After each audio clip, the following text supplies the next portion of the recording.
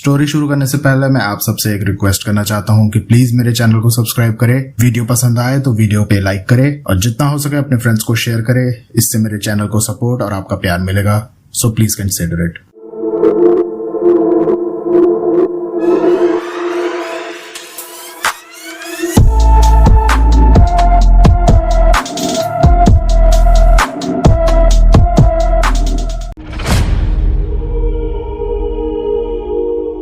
Hello everyone, खमाखणी and welcome to the world of stories. आ गया फिर से मैं आप लोगों के सामने एक और इंटरेस्टिंग सुपर नेचुरल एक्सपीरियंस लेकर।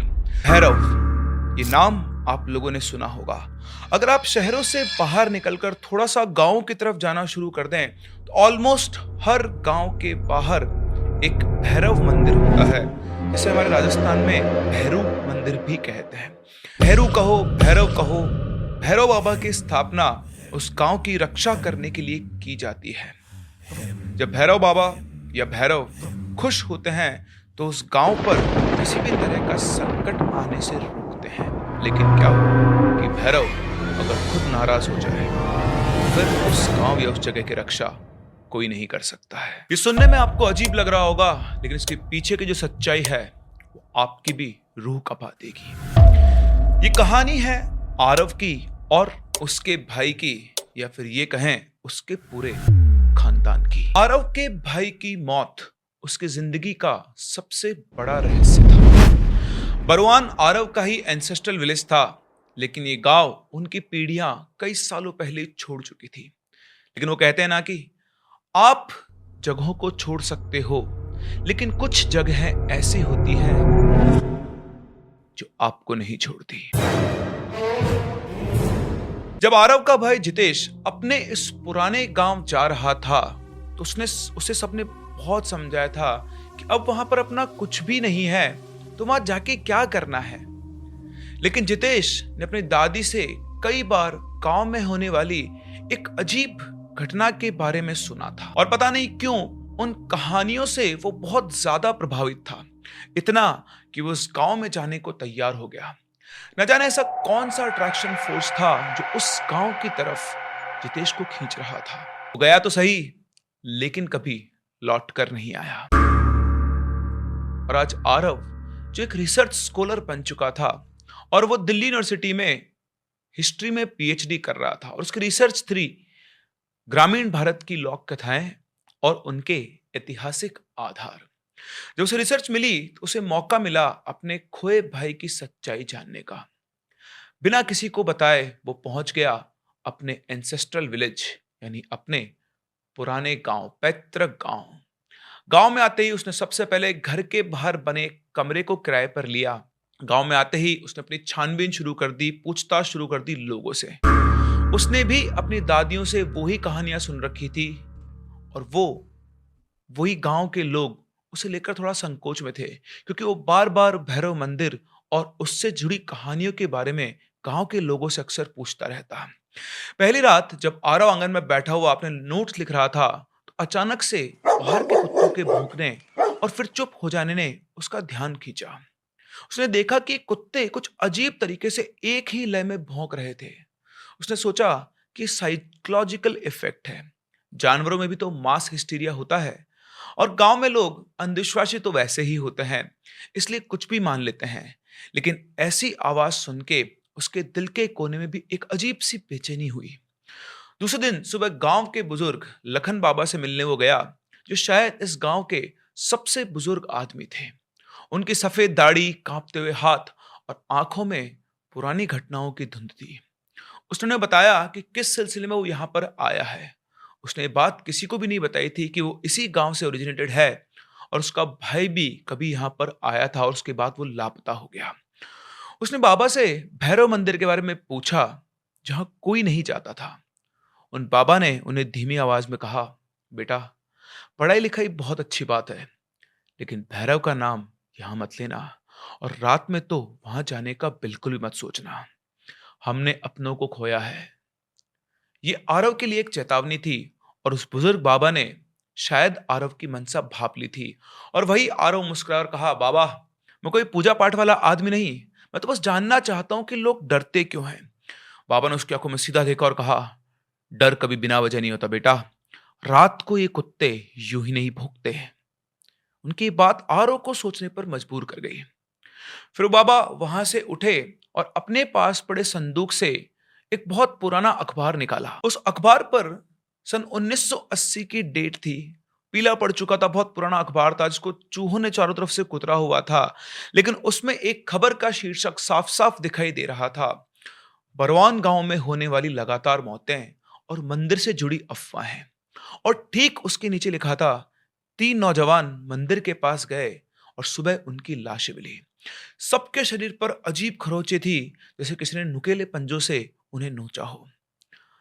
गांव वालों ने कहा कि उस रात मंदिर के आसपास कुत्ते चीख रहे थे। ये सब देखकर आरव ने उस अखबार की फोटो खींच ली और उसे यह लगा, यही तो मटेरियल है, यही मेरी रिसर्च का असली सबूत बनेगा। इसके बाद उसने उन बाबा से थोड़ी बहुत और बातें की और वहां से निकल पड़ा। उसी रात आरव अपने कमरे के अंदर बैठकर अपने रिसर्च के ऊपर काम कर रहा था। आज आसमान में बादल घिरे हुए थे और मौसम भी कुछ अच्छा नहीं लग रहा था। वो अपने कमरे में लैंप चलाकर अपना काम कर रहा था और तभी अचानक उसे लगा कि बाहर किसी ने उसके दरवाजे पर हल्का सा धक्का दिया। वो थोड़ा घबराया, लेकिन वो उठकर बाहर गया तो देखा बाहर कोई नहीं था। लेकिन तभी उसके कानों में एक आवाज आई।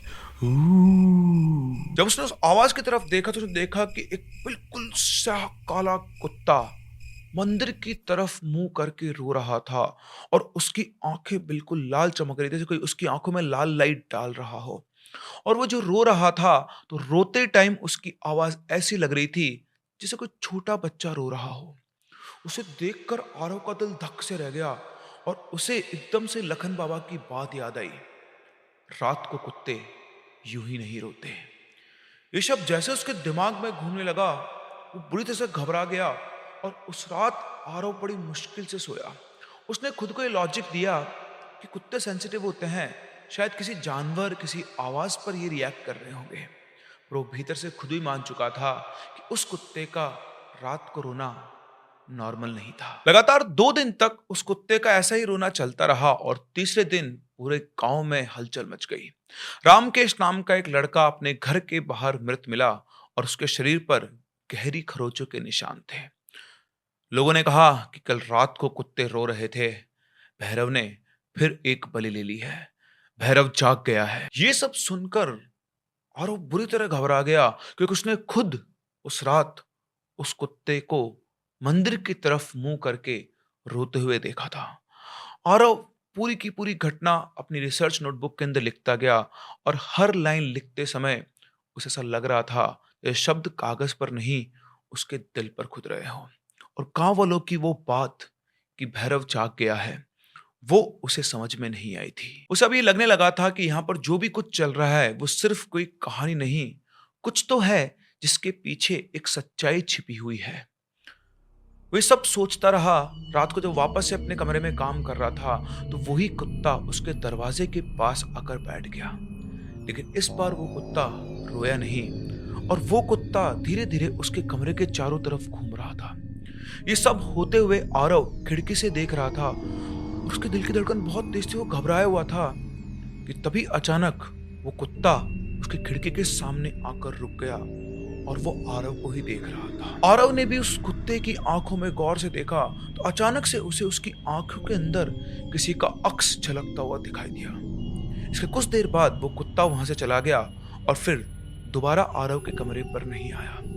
लेकिन आरव पूरी रात उस कुत्ते के इस अजीब से बिहेवियर को देखकर परेशान हो रहा था। अब जब सुबह आरव उठा तो फिर से उन्हीं बुजुर्ग लखन बाबा के पास पहुंचा और उनसे उसने कई सवाल पूछे।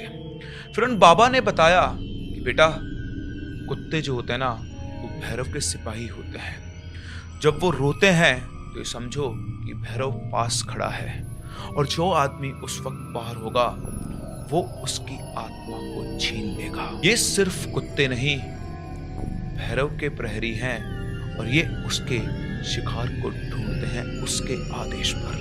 ये सुनते ही आरव की आत्मा सिहर गई। उसके होंठ कांप रहे थे कि रात को जो कुछ हुआ वो सब सामने घूमने लगा। उस शाम आरव बाबा के यहाँ से निकलकर लौट रहा था, तभी फिर से वही काला कुत्ता उसे सड़क के बीचों बीच खड़ा हुआ दिखाई दिया। उसकी आंखें लाल थी और वो बिना पलक झपकाए आरव की तरफ ही देख रहा था। आप सबने कई बार कुत्ते को घूरते हुए देखा होगा। जब वो किसी को घूरता है तो उसकी आंख एक बार भी नहीं झपकती है। उसको देखकर आरव के पैर थम गए और वो थोड़ा सा रास्ता निकाल कर साइड होकर चलने लगा। जैसे ही वो चलने लगा, वो कुत्ता भी धीरे धीरे उसके पीछे चलने लगा।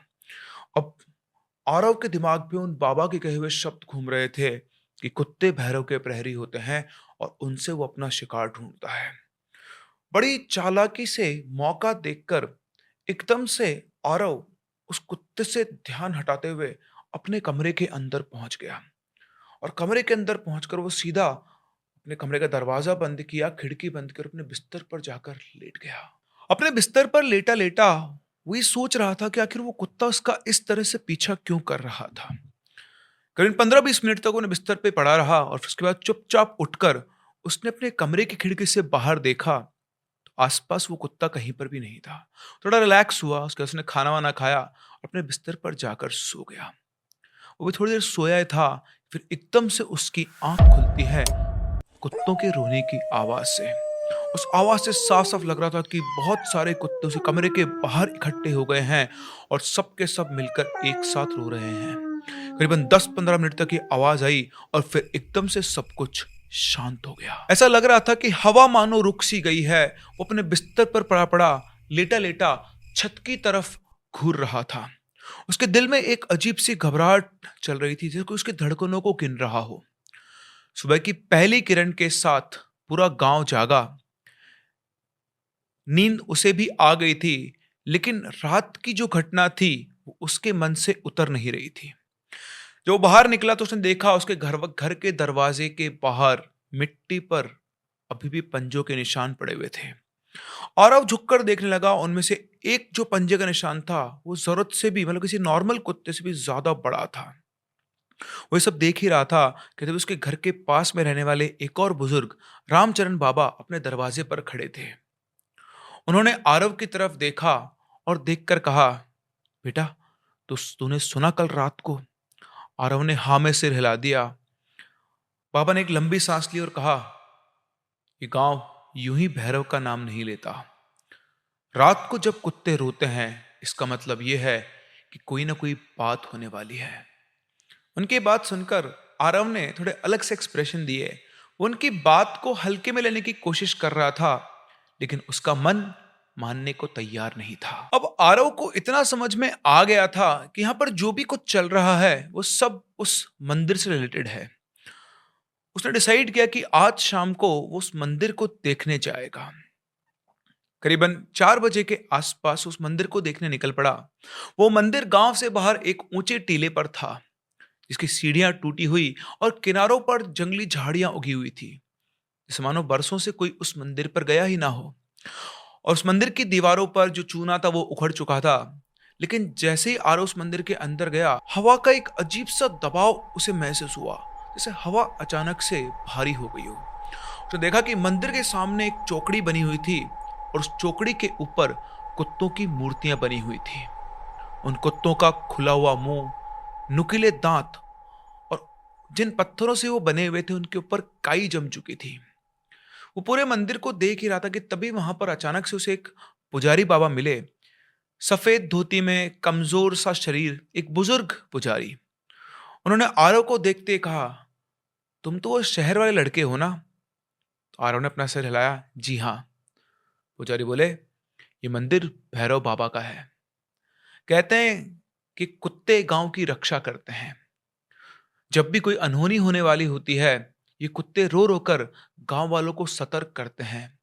लेकिन कई बार गांव वाले उनकी आवाज को पहचान नहीं पाते हैं और उनके भौंकने को अनसुना कर देते हैं। लेकिन तुम उन कुत्तों के रोने को अनसुना मत करना। इतना कहकर वो पुजारी जी वहां से निकल गए।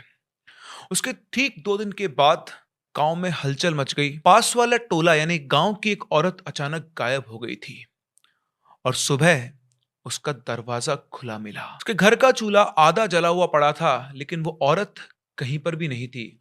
और हर घटना के बाद उसके घर के बाहर भी जैसा हर घटना के बाद होता था वैसे ही उसके घर के बाहर भी मिट्टी पर वही पंजों के निशान बने हुए थे। ये देखकर गांव वाले आपस में फिर से फुसफाने लगे, इसे भी भैरव ने बुला लिया। ये शब्द जैसे किसी के मुंह से निकलते थे तो हर कोई सहम जाता था। कोई भी इस पॉइंट पर, इस विषय पर खुलकर बात ही नहीं करना चाहता था और सबके चेहरों पर डर साफ झलक रहा था। उन सबको देखकर, उनकी बातें सुनकर आरव भी सोचो पड़ गया था, अरे ये वाकई में सब गांव वालों का अंधविश्वास है या फिर इसके पीछे कोई गहरी सच्चाई छुपी है, या कोई ऐसा इंसान है जो डर की आड़ में अपनी मनमानी साजिश रच रहा है। कोई पालतू जानवर, कोई ऐसा जानवर किसी ने पाल रखा हो जिसके बड़े बड़े पंजे हों और उससे इस गांव के अंदर वो कुछ ऐसा गलत काम कर रहा है कि उसने गांव वालों को डरा के रख रखा है और गांव वाले अपने अंधविश्वास के चलते इस चीज को फॉलो कर रहे हैं। दिन भर आरव ने अपने लेवल पर खोजबीन की लेकिन उसे कुछ भी नहीं मिला। थक हार कर वो शाम को अपने घर पर पहुंचा, खाना वाना खाया और लेटा, और जैसे ही वो अपने बिस्तर पर सोया उसकी आंख लगी, अचानक से फिर से उसे कुत्तों के रोने की आवाज आने लगी। उसके घर के बाहर कुत्ते जमा होकर एक साथ बहुत ही दबी हुई आवाज में गुर्राने लगे थे। उनमें से कोई भी कुत्ता भौंक नहीं रहा था, सबके सब चुपचाप बैठे हुए थे और इस तरह से वो सबके सब घुर्रा रहे थे। और जो सबसे अजीब बात थी, सारे के सारे आरव के कमरे की तरफ देख रहे थे।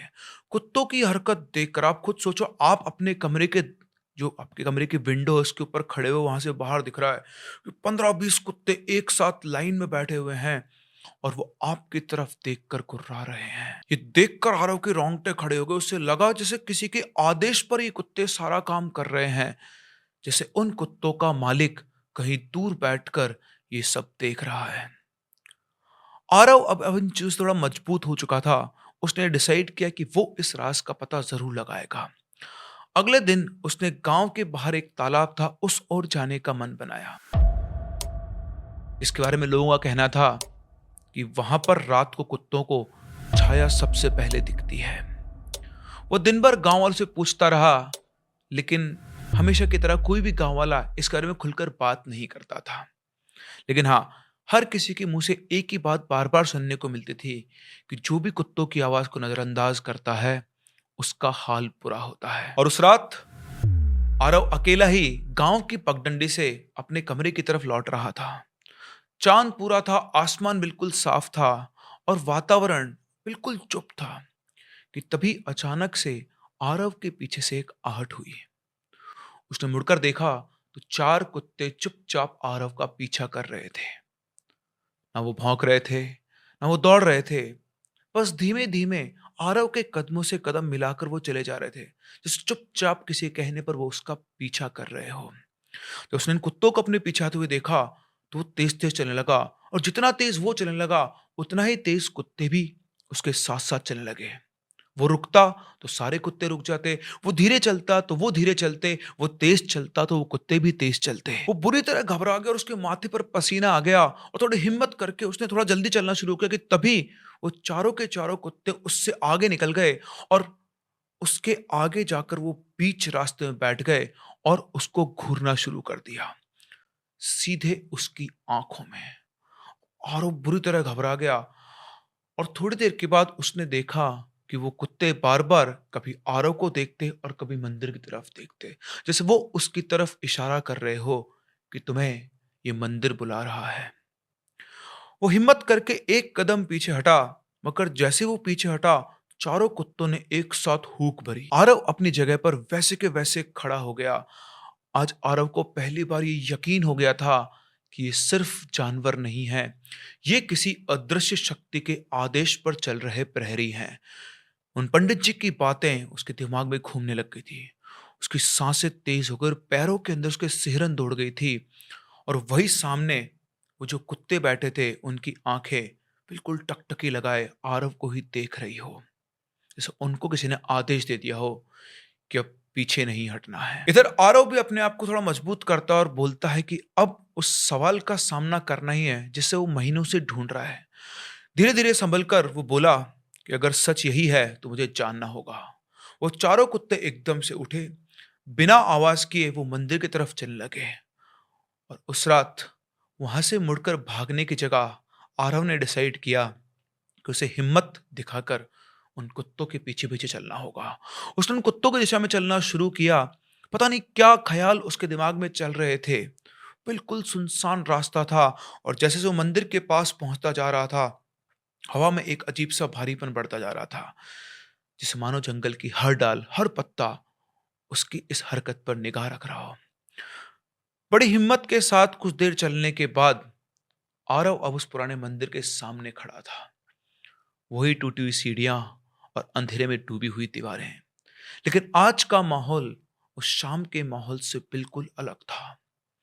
आज उसे लग रहा था कि ये मंदिर खाली नहीं है। आरव को ये साफ साफ महसूस हो रहा था कि अंदर कोई ऐसी अदृश्य शक्ति है जो न जाने कब से उसके कदमों का इंतजार कर रही थी। वो चारों के चारों कुत्ते उस मंदिर की चौकड़ी पर जाकर बैठ गए, जैसे वो मूर्तियां लगी हुई थी, बिल्कुल उसी तरह। आरव भी अपनी तिरछी निगाहों से उन कुत्तों की तरफ देख रहा था। उनकी आंखें लाल चमक रही थी।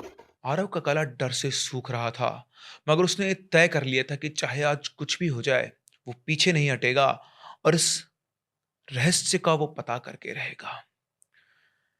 एक दृढ़ता के साथ उसने मंदिर की ओर अपने कदम आगे बढ़ाए और जैसे ही उसने मंदिर के गर्भगृह के सामने कदम रखा, तो उसे उस फर्श पर कुछ पुराने कागज बिखरे हुए दिखे।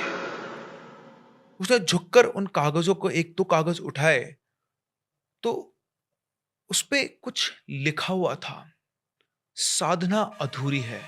अधूरी साधना की परछाई इस गांव पर बोझ बनेगी जब तक कि उसे पूरा न किया जाए, और अधूरा साधक मुक्ति नहीं पाएगा। उसके वाहन संकेत देंगे और उसके वंशज उत्तर देंगे। उन पंक्तियों को पढ़कर आरव के दिल की धड़कन रुक सी गई, जैसे कोई बहुत पुरानी चीज के कनेक्शन से निकली। और तभी अचानक उसके कानों में बहुत हल्की सी एक आवाज आई, जैसे कोई धीमे से उसका नाम पुकार रहा हो। आरव उसने चारों तरफ देखा। उसे लगा ये उसके मन का वहम था। वो कुछ और समझ नहीं पा रहा था, क्योंकि ये आवाज जानी पहचानी थी। उसने चारों तरफ देखा, कुछ भी दिखाई नहीं दे रहा था। उसने अपनी एक जगह पर मंदिर के सामने एक दीवार पर आंखें गड़ाई। उसे लगा कि शायद कोई आकृति है, बट कुछ भी नहीं था। सिर्फ हवा में गूंजता एक और स्वर, मुक्त कर। ये आवाज शायद आरव के डर के कारण उसके अंदर से आ रही थी, लेकिन अब उसके पूरे शरीर में सिहरन दौड़ गई थी, पैरों के नीचे जमीन खिसकने लगी थी।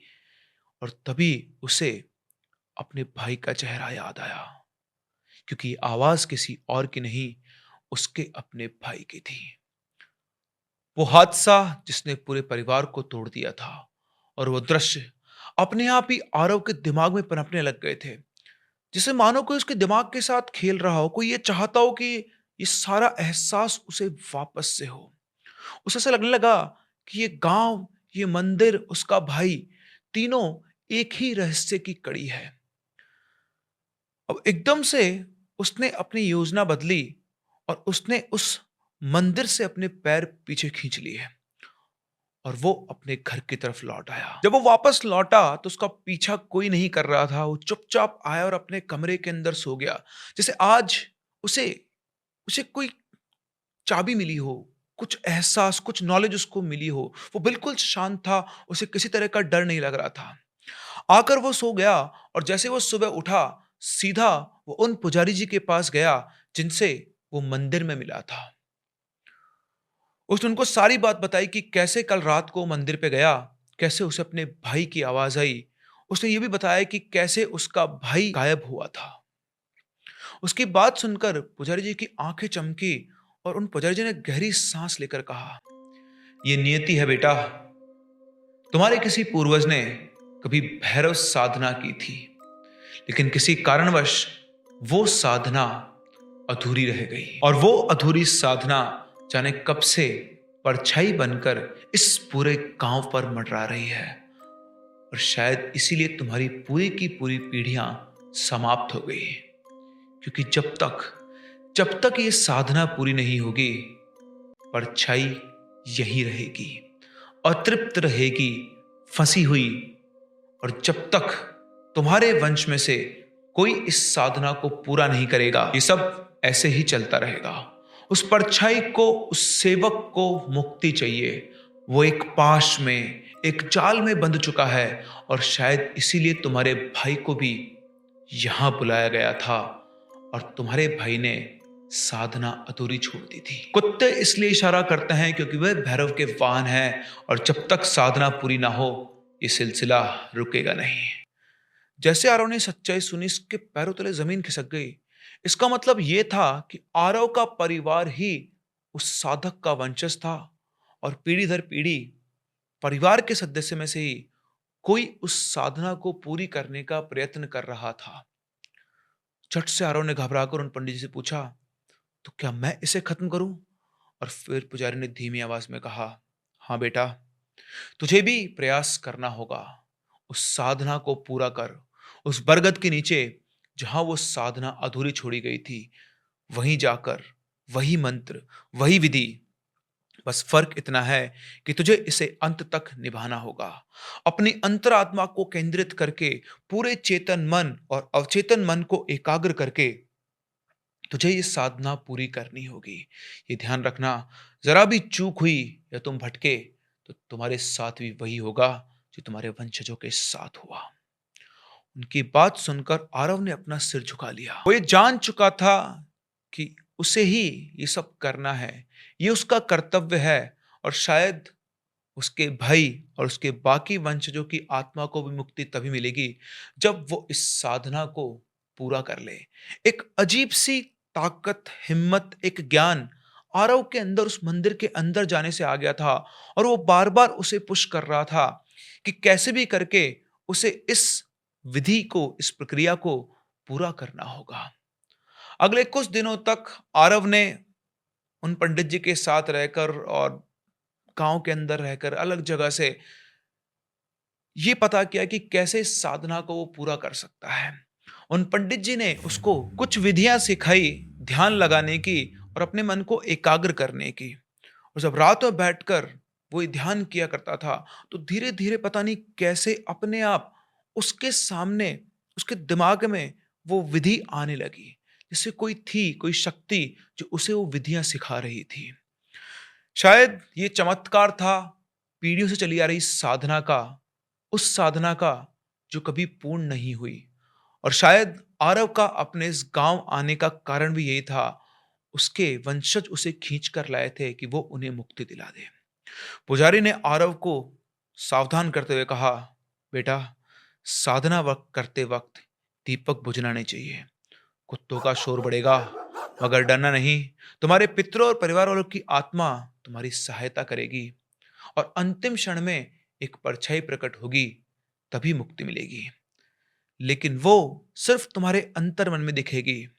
जो भी कुछ हो, तुम्हें घबराना नहीं है, क्योंकि जो भी कुछ हो रहा होगा तुम्हारे अंतर मन में हो रहा होगा, बाहर सब कुछ सामान्य होगा। पुजारी की हर बात आरव के जहन में गहरी उतर गई थी। उन्होंने उसे सारी विधि अच्छे से समझाई। उन्होंने बताया कि साधना से पहले तुम्हें अपने पितरों का आह्वान करना है, उनका ज्ञान खुद तुम्हारे अंदर उतर जाएगा। उसने सब कुछ ठीक से सीखा, और फिर उस रात उसने सब कुछ अपने उस डायरी में लिखा, जो उसकी रिसर्च डायरी थी, कि मुझे अब यकीन हो गया है कि इतिहास और अंधविश्वास के बीच की जो रेखा है वो बहुत पतली है। मैं ये कदम सिर्फ अपने भाई के लिए नहीं, बल्कि इस गांव के लिए भी उठा रहा हूं, जो आज तक शायद मेरे परिवार की वजह से इन सब चीजों को भुगत रहा है। और फिर रात को आरव अकेला उस बरगद के नीचे पहुंचा, वही जगह जिसके बारे में उन पुजारी जी ने उसे बताया था।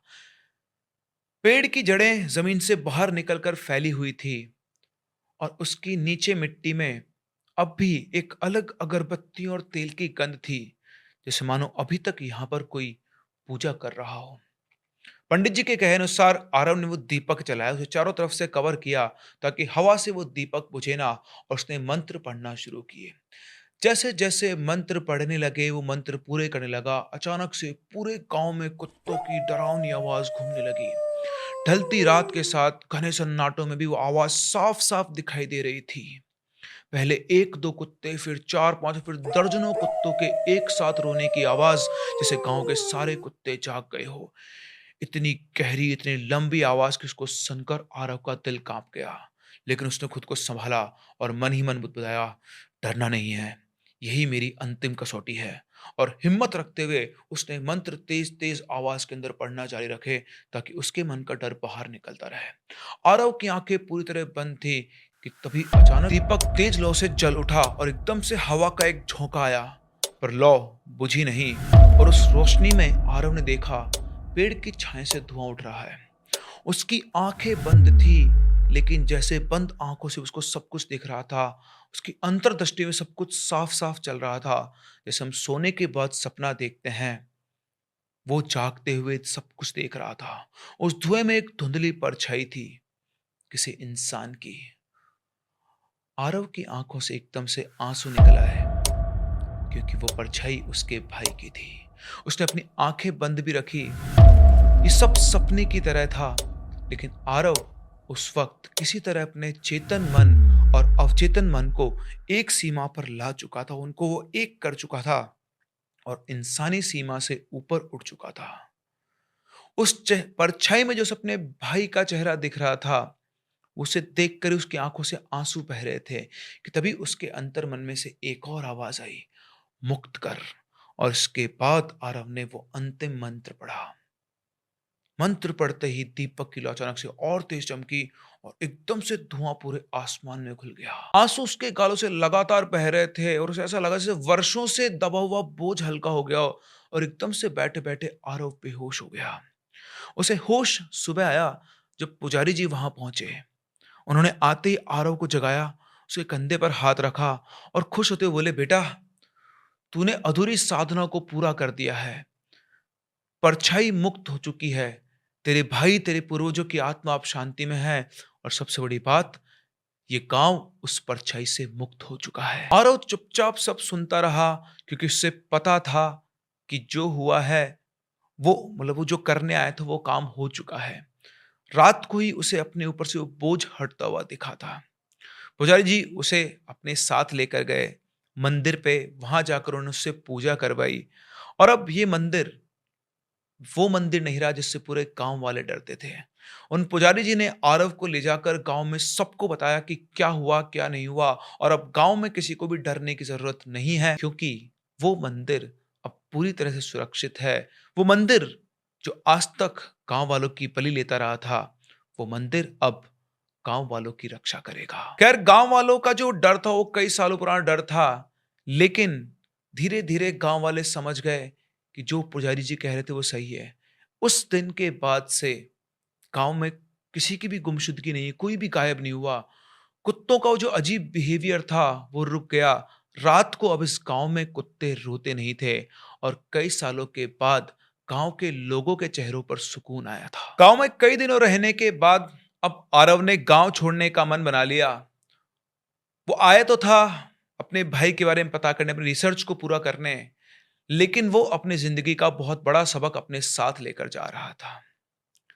गांव वालों से विदा लेकर जिस दिन वो निकला, तो गांव की सरहद खत्म होते ही सड़क पर वही काला कुत्ता उसका रास्ता रोके खड़ा था, जैसे मानो अब भी कुछ बाकी है। आरव एक पल रुका, उसने उस कुत्ते की आंखों में देखा और सोचा, क्या फिर से वही इशारा? लेकिन इस बार कुत्ते ने बस उसकी तरफ देखा और फिर चुपचाप उसके रास्ते से हट गया। ये देखकर आरव ने एक हल्की सी मुस्कान दी, उसका दिल शांत हुआ, और उसके बाद वो गांव से बाहर निकल गया। और यहीं पे खत्म हुई भैरव की उस परछाई की कहानी। तो ये थी कहानी आरव के पैतृक गांव की, जहां पर कई सालों तक अधूरी साधना की वजह से एक परछाई अटकी रही, और उस परछाई ने इस गांव के अंदर तांडव मचा रखा था। और ये परछाई सिर्फ और सिर्फ तब मुक्त होती जब उस साधक की वंशज, उस साधक की पीढ़ी का कोई इंसान उस साधना को पूरी करता। आरव को इसके बारे में कुछ भी नहीं पता था, लेकिन उसके भाई की गुमशुदगी और उसकी क्यूरियोसिटी उसे वापस अपने गांव खींच कर लाई, या फिर शायद ये उसकी नियति थी, वो डेस्टिन था इस गांव को उस परछाई से छुटकारा दिलाने के लिए। वैसे आपको क्या लगता है, क्या वाकई में किसी की अधूरी साधना से कोई परछाई, वो भी जिसको आप भैरव बोलते हैं, उनकी परछाई या उनके सेवक की परछाई ऐसे किसी जगह पर बन सकती है? अपने व्यूज हमें कमेंट सेक्शन में जरूर बताएं। हम लोग मिलते हैं अपनी अगली कहानी में, तब तक के लिए keep loving and keep listening.